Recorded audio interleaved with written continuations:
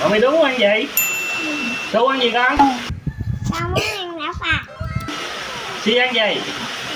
Con muốn ăn lẩu cá. Tụi em?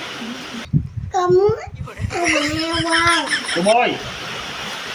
Con ăn vậy. Ai ố thì mà. A few moments later.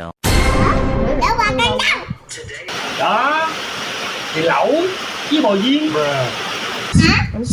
Lẩu cá con đâu? Đó. Lẩu với cái viên. Heo quay đâu? Thì thịt heo. Kho. Hả? Cái giò heo của con đâu? Cái giò heo của con đâu? Không có giò heo. Có giò da được không? Người đem.